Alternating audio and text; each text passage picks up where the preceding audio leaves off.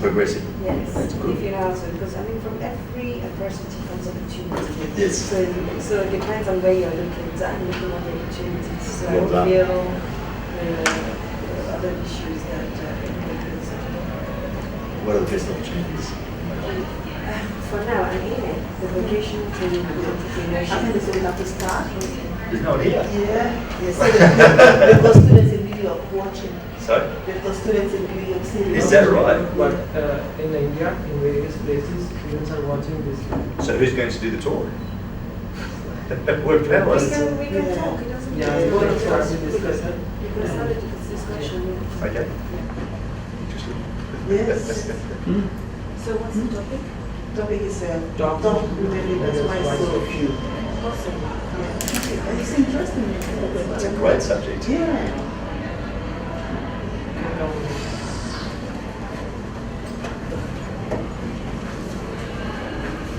How do we feel our chairs were the nice to people I think they've just sit opposite each other. So Yeah. Thank you. I will first introduce you. Can I join you? Yeah. You can join. So Absolutely. Yeah. Absolutely. Yes. So 3 countries. Sit with him. Absolutely. Maybe when I'm speaking, then you can go out and do the video. yeah. Okay. Yeah, I can join. Okay. If they don't. I welcome you all to the 4th session of the day, that is the top women leaders, why so few. We have Tom sir and Kate ma'am as the panelists, and we'll start the discussion. Hello, good morning everyone, or can I say good afternoon, depending on which country you're listening from. The topic today is top women leaders, why so few? I think these very subjects come right into the bottom of my heart, because as a woman, I feel that there are very few, and I did really want to know why so. I believe, number one, that some of the issue with regards to leaders, women, are from our own fault. Can I call it fault? Probably our own fault. Reason is because women tend to, either we don't support our fellow women, or we are jealous of our fellow women. And when we see someone who is in a top position, instead of supporting that person, we tend to criticize. And another thing is, even the person who is at the top position does not open the door for the next one to follow. And I think this is why, there are limited women in top positions. But I'm still proud to say there are other women who encourages others. I'm not a top woman leader, but I believe in encouraging because I'm in politics and also I'm in health as well. Having worked as a midwife for over 35 years in London, I've seen the great pain that women go through childbirth and through pregnancy and through delivery. And for me, that woman is already a leader, because it's not easy to bring a being that is very sacred and given to us by the Almighty above. So for me, that woman is a leader. And also, bringing up those children at home with the help of your partner, but all the responsibilities of bringing up this child lies on the woman. Because when the child, anything goes bad, is the woman that is criticized.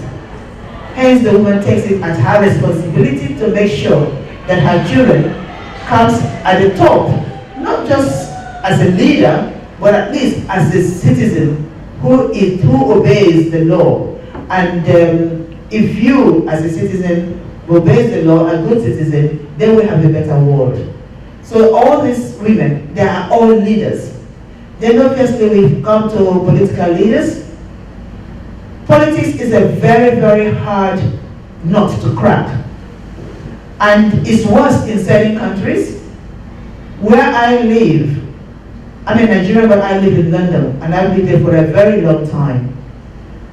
The door is open for women to get into politics. Hence, England did have a woman prime minister. who was there for over a decade. And it also opened doors for other women leaders, like the Member of Parliament.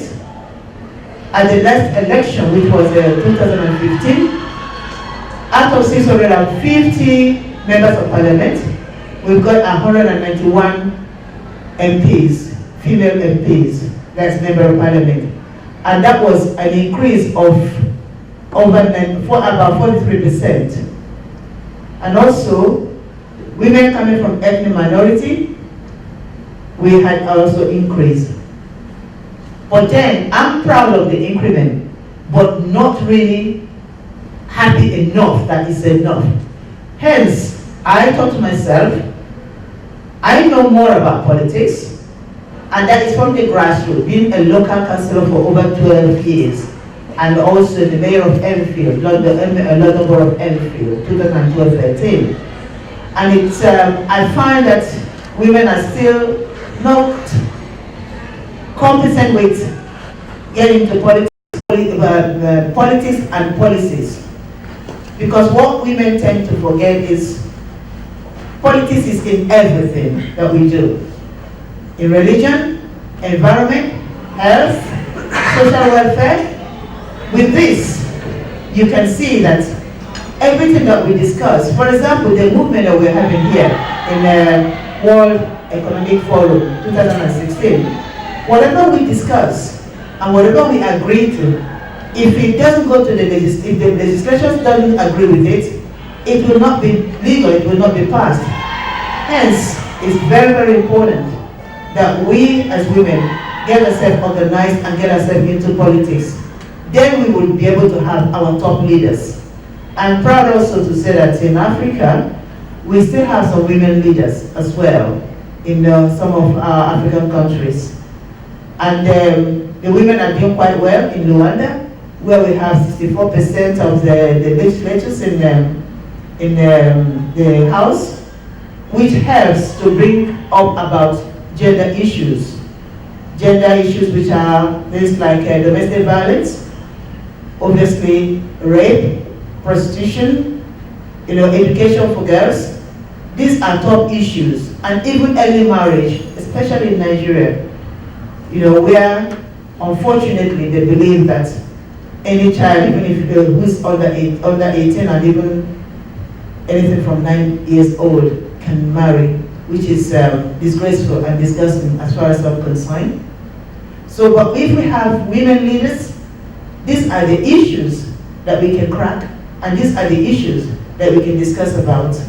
And with that, I feel that without the top women, without leaders, women as leaders, and women also supporting one another, we need to support one another. We need to open the door, for women to join. If you find yourself lucky to be in their position, then you should be able to encourage others to get to there to support you and be there and you're able to support other women.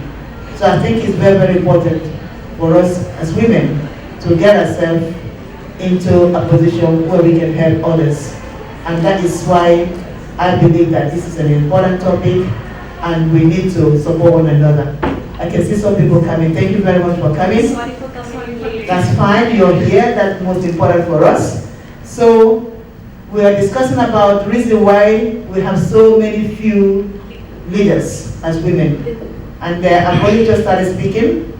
There are many topics here to speak, as well as Muna, and we can now put our efforts and find out reason why, and make sure that we don't believe that when we just get married, that's the end of ourselves, because married women can be top leaders. Let us not just think about we are here to have just babies. You can be a mother, and at the same time, you can actually reach where you want to reach.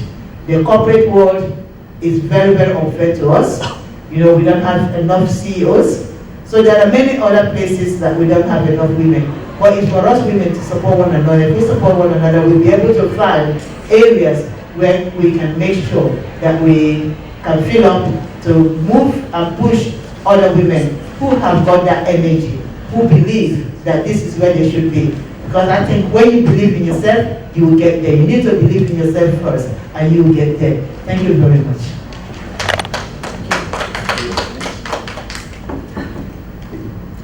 Okay, my name is Mona Onuzo, and I run a vocational center in Nigeria where we teach enterprise and skill acquisition to the Nigerian youth, especially women.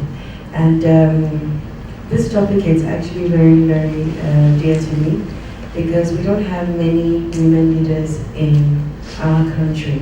Primarily because, like we were discussing yesterday, the stigma that, especially in politics, that is attached to women who actually identify or bring out themselves that they want to be in a leadership position or a political position, an elected political position. But it is important that every woman steps up and steps out and embraces their own passion and vision of being a leader.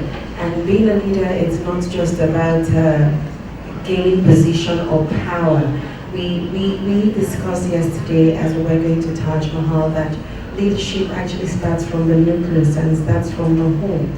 So what kind of leader are you as a woman in your home?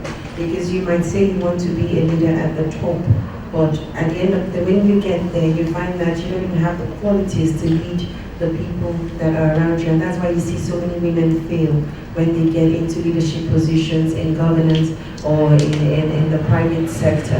Now, for like my colleague here spoke about women encouraging women to also get into the leadership position. Sometimes that is one of the things that we battle with as women. You know, we see it as competition, but actually it's not supposed to be. It's actually supposed to be a coaching or a mentoring thing, a succession planning thing, to say, look, if my time is done, who is the next woman that will fill this position? And then you start grooming the women, either from the universities or even in the workforce. Most organizations now put in place a mentoring system that once you are going through the onboarding process in the corporate environment, they attach you to a mentor. I think Shell does that a lot. They attach you to a mentor, and that mentor works with you to understand what your personal values and goals are, so that you can also add value to the organization and to yourself while you are in the industry. So if we can do that as leaders, as women, we'll see that it will help a lot. Another thing that also affects women being at the top, more women being at the top, it's something called imposter syndrome. Most women who are successful don't see themselves as valuable, that they are supposed to be where they are. So you see them say, oh, thank you, thanks to my husband, or thanks to God, or thanks to God, yes, but we also need to accept that we are worth it and that we have earned that position and that we are supposed to be where we are. And we should step out and talk about it and tell them what we have done to actually get to that position. Because you see, a lot of African women, I think, I was on LinkedIn, and even European women were talking about it, that most successful women don't realize that they are successful. They don't even realize that they are leaders and that their thought changes. They can change the world. That will influence people. And if you don't realize that you're a leader, how can you encourage others to actually be where you are? So we need to get ourselves that awareness of actualization, and yes, this is who we are. Another thing is also that our men need to encourage more women. It's in my language they say one hand cannot wash itself. You must use both hands, your left and your right, to actually wash your hands clean. So what it means is that our men must support our interest, our growth and integration into the leadership positions. Because what you see is women indicating interest, being leaders, and men saying, no, we can't, what does she know? Or she's too beautiful, she might not be intelligent, she might not know what to do. And they actually stereotype you immediately, and that ends up kicking you out or something. You know, so we have to be strong enough to know that we can allow the men to help us. That doesn't mean we are the weaker version. No, we know we're not weak. We're actually very strong. I tell people that women, we are the neck, and once we realize that it's where we turn that the society and our men turn, then we will know the strength that is the essence of the woman. So if our men can step up and say, yes, we want to integrate, especially African men, to understand that our women are integral to the growth of every economy. If they can understand that and put us and allow us, we're not asking them to put us, but allow us give us a fighting chance to prove that we can, then you'll see more women at the top. And then the women who have been given the opportunity, they have a responsibility to hold themselves accountable and to ensure that the privilege that they have, the opportunity that has been given to them, that they don't mess it up. We've seen a lot of women in leadership who have, well, how would I put it now? Who have, not brought the feminine position into a good light. They've had some scandals and all of that attached to their position, and then that gives men the rights to say, well, we allowed you, and what did you do with it? So we have to realize that the opportunities that we get, we must hold sacred and make sure that we hold the candle of hope still alive for the people coming up after us, to ensure that they too, that we leave a legacy that is worthy of emulation for the women who want to be in the positions that we are currently occupying. Thank you.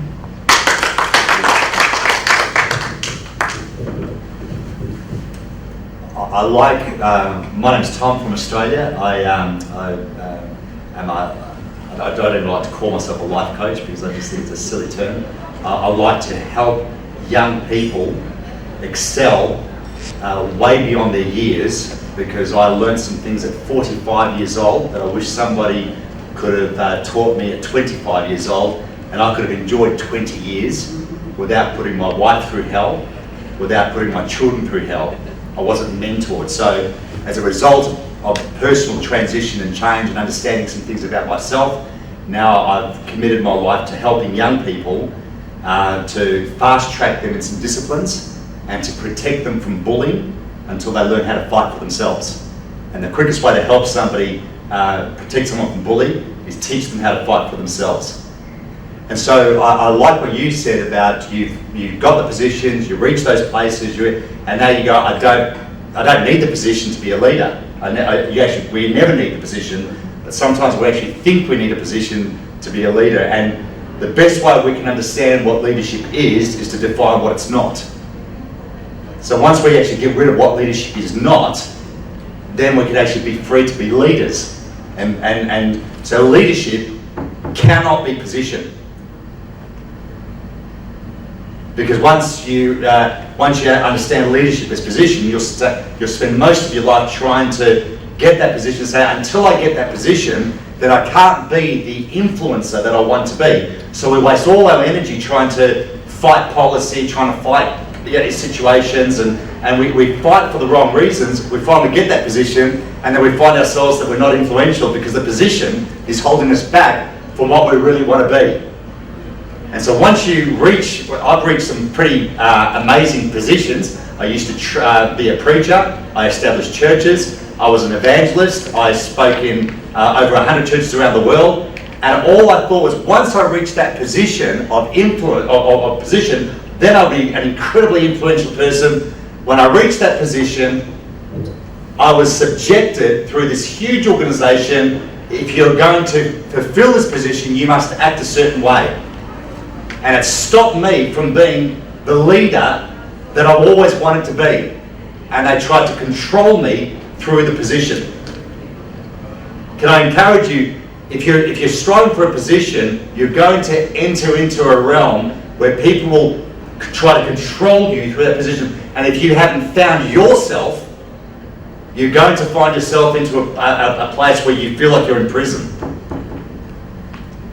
When you realise what leadership is without the position, all of a sudden you don't strive for it. You can actually lead from the bottom, you can lead from within, you can lead from above. For example, whether you would believe in God or not, it's a great story, I do. We'll look at the life of Joseph. Was he a leader when Joseph said to his mum and dad and his brothers about his crazy, silly little ambitious dream? Yes, he was a leader, but an inexperienced leader. Got him into a lot of trouble. Got him into a prison. Was he a leader in prison? Yes, he was, but got him into a lot of trouble. In Potiphar's house. Was he a leader? And so as a result of discovering lots of things about himself, at the right time, he fell into this position. He didn't strive for a position. He fell into it because for years he had been developing leadership skill. finally when he received that position, he was now mature enough to go back to what leadership was all about. Leadership was about compassion. Leadership was about community. How do we know that? Because when the real test came, and his family were in desperate need, and they came to Egypt. If anyone knows the story of Joseph, his family were in desperate need, and he's in front of the people that gave his life hell. Finally, it's payday. Finally, it's an opportunity to prove himself. And rather than prove himself right, history tells us of this story, he starts weeping because more than anything, he wanted connection with his family. More than anything, he saw this as an unusual, huge turnaround of now I'm in a real position to understand what that crazy dream was as a 17-year-old boy or as a teenager. I am in a huge position to make an impact on my family, on a nation, on a community. And all of a sudden, the reasons he thought that leadership was important as a 17-year-old were not the reasons once he finally reached the position. And so in my opinion, I think the question should be not why are there so few women at the top. I believe leadership at the top. I would propose the question, why there are so few leaders, period.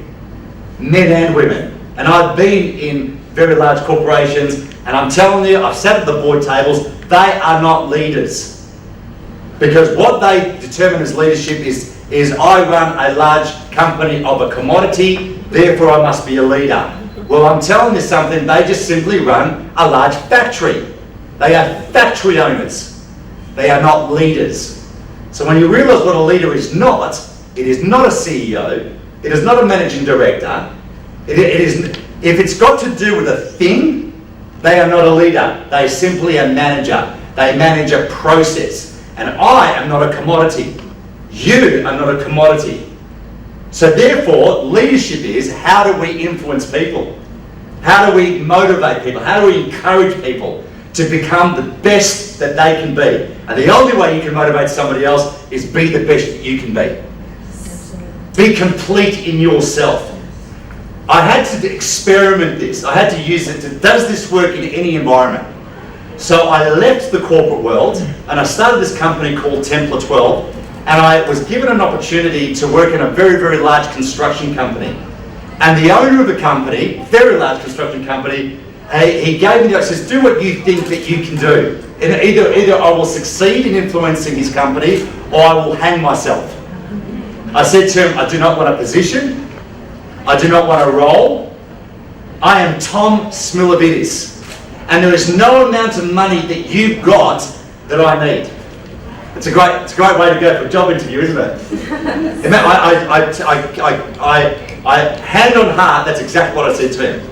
I've made my peace with money, and I want to make impact with your site managers, and I will show you efficiencies because I'm very disciplined. I understand mechanics. I understand how to make a lot of processes work so they can make lots of money. But you'll make more money if people are free to make intelligent decisions, to lead people so that they can not work 16, 17, 18 hours a day because, sometimes I feel like swearing but I won't, because you've got a terrible system. You have terrible disciplines. You do not understand how to lead people and to actually have a good management system, but I will fix your management system so then we're actually free to lead people. So the site managers would go from 14, 15 hours a day under complete stress, and they accept that in that industry. They say, well, that's just the construction industry, of which I know nothing about. Imagine this. I'm going to go into a construction industry which I know nothing about to influence site managers about how to build a $100 million high-rise building, of which I know nothing about. And the owner of the company says, go and do what you think you can do. Either you'll hang yourself or something might change. Within 2 years, I now mentor 7 of the 8 construction managers. I do it in 4 hours a week, and the efficiencies, I have case studies to show, so it's not about what I say about myself, it's about what they say has happened. So and I said, within 12 months, if I cannot make you more efficient, and if I can't visit your site at any given time of the day, and you're not smiling at me, and you're free for a coffee, I've failed you. You see, as a leader, I put the pressure on me. Managers put pressure on people because they see people as a commodity. And therefore, if the person fails, you dispense the commodity. I feel like swearing, sorry. This is a terrible bottle. Doesn't sound right. Sometimes when you swear it actually sounds better. That's what you do to a commodity that doesn't work. Get it off the... So that's what managers do. That person, they haven't fulfilled their KPIs. Get them off the line. Put another manager in, quickly. Selfish. Whereas a leader says, I put pressure on me because there's something wrong. Why aren't they working it out? Why are they working 15 hours a day, which means they have no time for marriage, they have no time for raising their kids, their social impact is huge. That means financially the company is going to suffer financially as well. Leadership is about influencing people, and you cannot lead until you self-govern. I could go on for all sorts, but there is case studies, and so within 3 months of being within this company, the executive table wanted to sack me because I was interfering with the management system, with the control, and so that the owner of the company, a crazy 70-year-old Dutch man, goes, you know what, I like you, do you want to sit on my board? And he gave me a 20% pay rise. He was already paying me very silly money. And he gave me a 20% pay rise. He goes, I don't know how you're doing it, but I like you. Keep doing what you're doing. And when I asked him for a character reference, because I said to him, within 2 years I'll be out of a job, I put a knife to my own pay packet because I'm about influencing people. And so within two years, I asked him for a character reference so I can keep doing this in another industry. I want to take this further. I'm tapping into the prison systems to annoy the government. You want to annoy the government? Go to the grassroots of problems. Policy can do only so much. You want to really change society? Get the people that they shift you and they throw them like that bottle. They throw them to the side. Get that bottle, bring it back out here. Let that bottle be transformed and become a leader, and the government won't know what to do with you. At school, I left school at 14 years old. I have no formal education whatsoever, and I refuse to get an education to prove them wrong. I've travelled around the world, I've made lots of money. My son, who's only 26 years old, finances his own orphanages, has sold his first business before he's 25. My daughter has her own business. The most formidable woman in my life is my mother, who's 93. He's taught me lots about money and discipline. My wife, who's the scariest woman in the world. And I'll tell you why she's scary, because she's got character. Yes.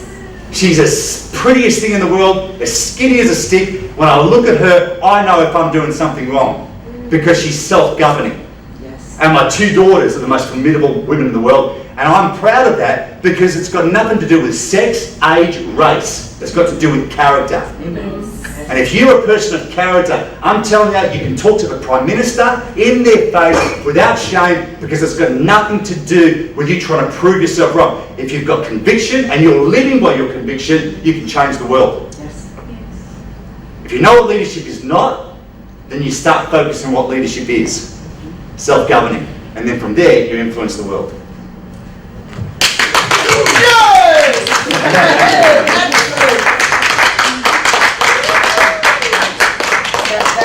That is awesome. Yes. You know, it's you know why this has just made me. I don't know how it made me feel when Tom was speaking. The reason is because, you know, it's a women forum, isn't it? We say. But it's nice to hear from the other side, who obviously is a supporter, not just for women, but for everybody. Absolutely. Yes, and that is what is important, you know. And I like that word of believing in yourself. Yes. If you believe in yourself, isn't that right, Tom? You can achieve anything. Yes. You know, and I think what I find that really hurts me more is when people say, oh, I'm not good, I can't do it. Yes. You know, she's better, or he's better, or he's got opportunity. Every single one of us in this world has got opportunity. But it is for us now to find that niche. It is there. And while I was speaking the other day about conscious parenting, I did say that we are unique individuals. Yes. We've come into the world with a calling, Yes. and the destiny is in our palm. And it's for us to find that destiny. And the vision is your vision. Nobody can tell you your vision. Vision is yours. Even when parents want to tell us that this is what I want you to be, or I want you to do, what they're doing is actually preventing you from finding yourself. Yes. True. You see, I fall into that category, but God forgive me, because I did mend later. But I can tell you that what He has done for me, while I'm pushing because I like law. My father liked me to be a nurse. Okay, in those days, you listen to your parents. You know, for you, they are doing the right thing. And then I went and did nursing. I enjoy it because I went then into midwifery, where I delivered over 1,000 babies, over 35 years of midwifery. But then I still had that calling in me that saying, this is what you really want to be. I want to be a lawyer. But then what did I do? Because I didn't do it at that time, what I did was to shift it, and I wanted for my own child. But then I was doing the wrong thing, because I was now bringing up this child in being an unconscious parent, where I Understand that power. We need to love that power. We need to love who we are. And then we need to have the confidence to step aside and encourage other women to join us on the platform. Thank you.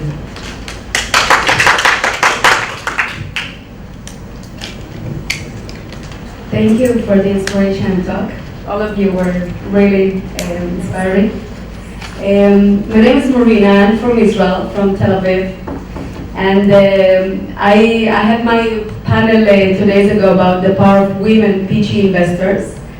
And one of the things that I suggested to empower women within our society and our community is establishing clubs for practicing public speaking.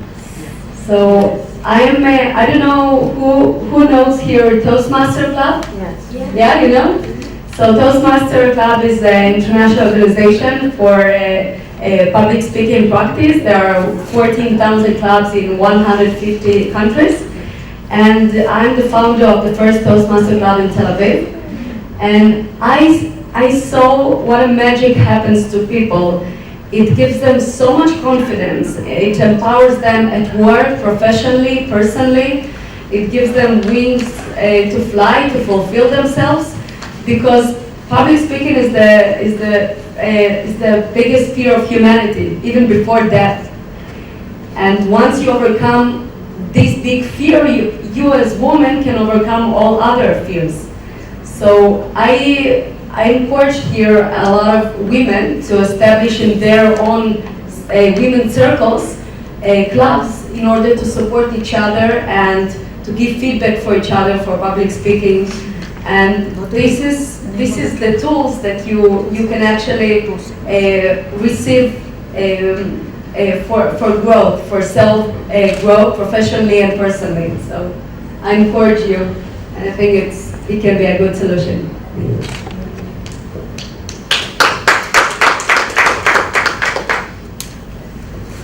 This is an excellent session, and from where I've come from, which is recovery from addiction and having to build my life again and empower other people suffering from addiction. And it is about recognizing your own self-worth and accepting yourself as who you are. And I love the fact, Tom, that you said that you have no academic qualifications, because unfortunately people are judged and measured by that. And it's not about that, because I've met many people with lots of academic qualifications who don't actually cut it. But having said that, let me tell you, you get a theologian in a room with me and I'll tear him to shreds. But my point is, I'm incredibly intuitive and educated. Yes. And because I'm highly disciplined. And that's where just go back to that comment of confidence, and that is you have to give yourself permission to succeed. You just have to give yourself permission. And when people say, I don't have leadership skills in me, they irritate me the most, because they're abdicating their own self-governing opportunity. But don't you think when somebody says that, that's because they're not recognising it in themselves? Yeah, They haven't that's used right. that Yeah, that's point. right. And so as leaders, the beauty that we have Yeah. is that people say, so what do you do, Tom? What's your whole life about? I say, I'm an irritant. I'm a professional irritant. I love people so much that they will hate me before they love me, but I have chosen to love them first. Yes, That's, and by being an irritant means I don't make people do anything. I pebble, me as a human being, I strategically put myself almost like a clam, how pearls are made. They tell you about the stories about pearl. I'm a piece of sand, and I strategically put myself in someone's life.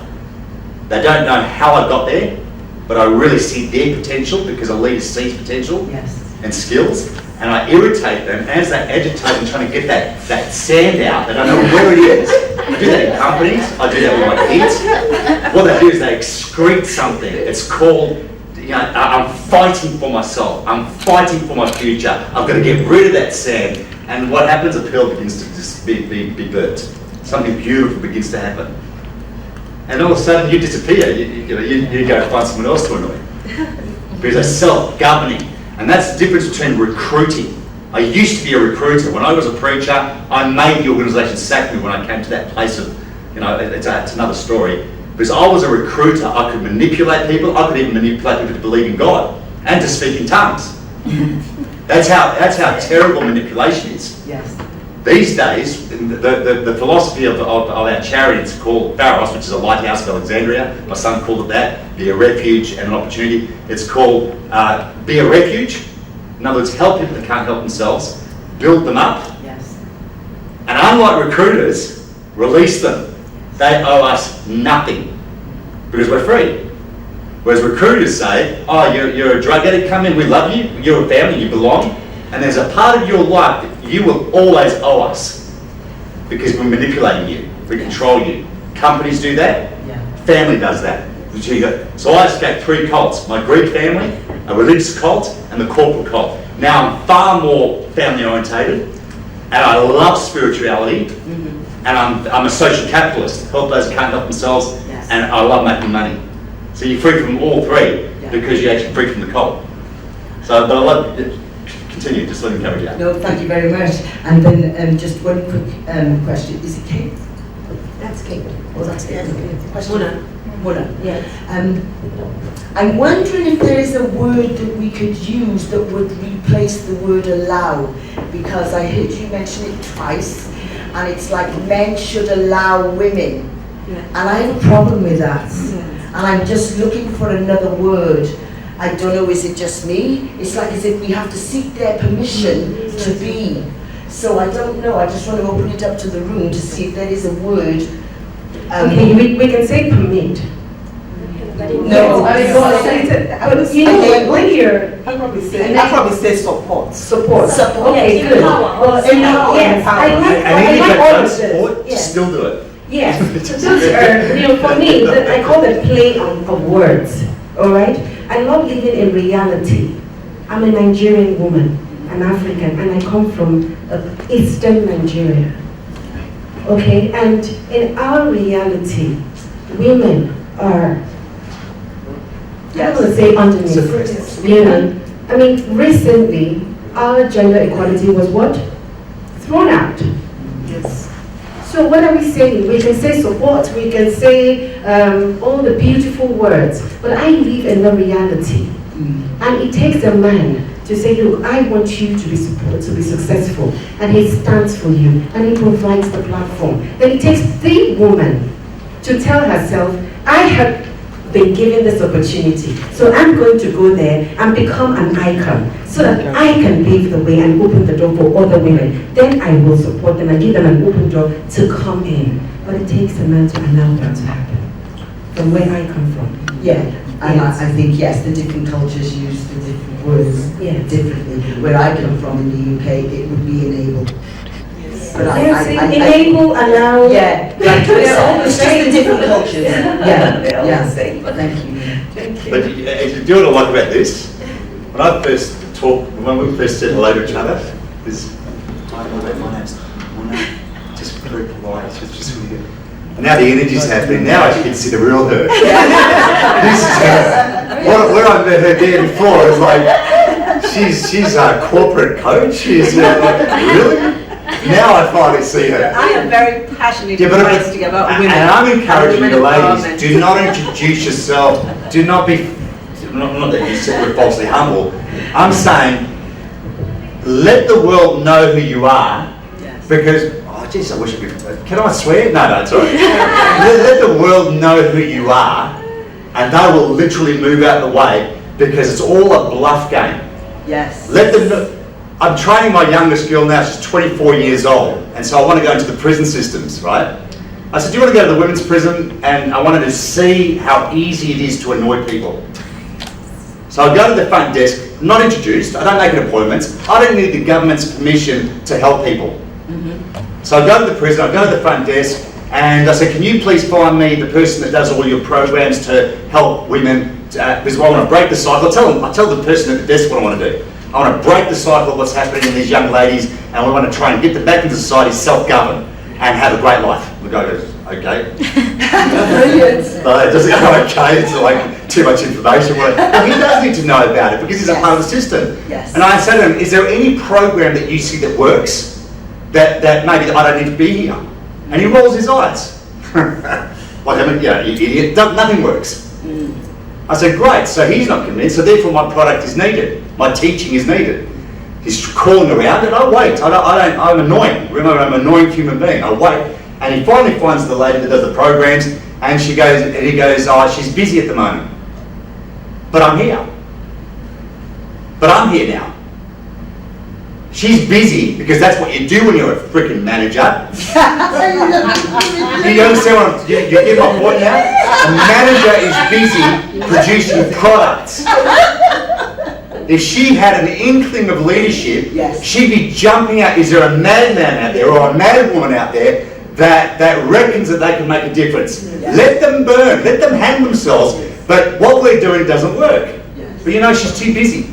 So I go, can you let her know? Remember, this is a lot more than just me, because my daughter's watching me, because I'm empowering my daughter through this experience. Because it's not about me, it's about my future generation.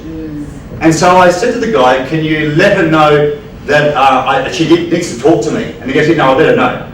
And I give him a card and I go, you need to let her know she needs to call me, because I'll be here every single week until she calls me. I can be a very irritating person. And I'm saying, my daughter, you have the same permission. It's not gender-based. See how she rose up? Because all of a sudden, somehow in our conversations, she goes, you know, I need to make my point across here. That's not a manly. But you see my point here? That's got nothing to do with man. When I pissed off my wife one day, I'm telling you, when I pissed off my wife this one time and I tried to correct her about something, when she responded back, I'm going, Tom, you are going to die. So I'm teaching my daughter, you can do that in society. And then anyway, I left that and I said to the guy, I can be irritating. He says to me, well, we won't let you in. His face is going red. And I go, you will let me in. I will find a way. So then I go outside, I take a photograph in front of women's penitentiary, and I take a photo, I get my daughter to take it, and she goes like, Dad, you're such a bloody troublemaker. So I take the photo, and then I put it on social media. I had about 10,000 contacts through LinkedIn, and I write the whole story, and they wouldn't let me in, and she was too busy. And remember, I'm training my daughter about accountability. I have no position, I'm not in government, I'm an uneducated Greek. But I'm going to get in the prison, because that's my heart. And I want to get to the government, because I'm doing it. Within 24 hours, I write the story. I says, anyone that can get me into the prison system? Within 24 hours, I had another prison system call me. I heard that you're a motivation speaker, blah, blah, blah. We would love you to come into our system. You hear what I'm saying? It's not gender-based. And if you know what leadership's not, you'd be free to actually be a leader today, right now.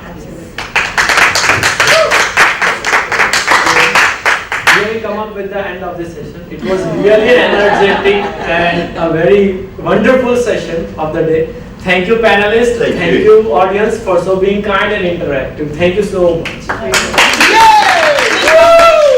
And we're going to take a group picture. Yes,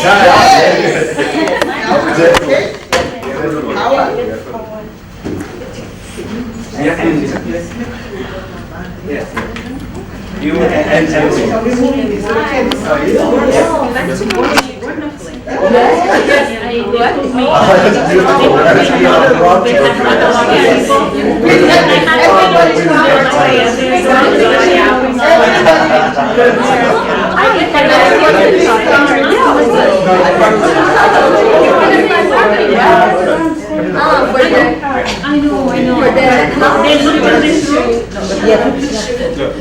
Come on, ladies. Okay.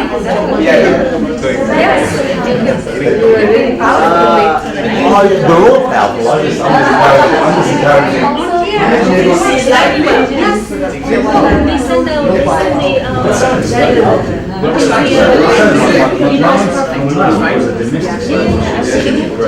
She's 93 still. That's sick.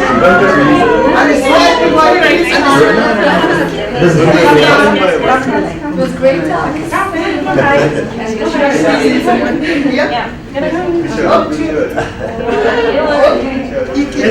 I'll just disappear.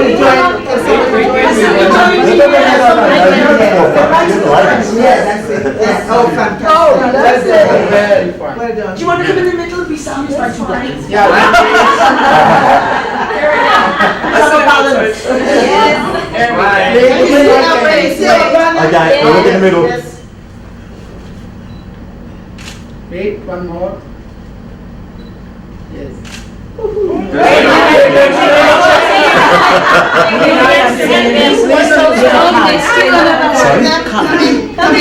Yes, of course. Thank you. One minute, they want Come in, afterwards. Please do not move. Where to look? Which one to look at? Exit. Okay, with mine, please. No, yes, for this one. Perfect. Thank you. Please, can you all put it on social media? Yeah. A room full of leaders. Smile, please. Absolutely. Just wait. Wait, everybody's sitting down. We're gonna wait till the next session. Up the way, gents. Please. Up the way, gents. Pink camera, ladies. Smile. Camera, okay. Pink camera. Pink. Go. Thank you. Yeah. One more.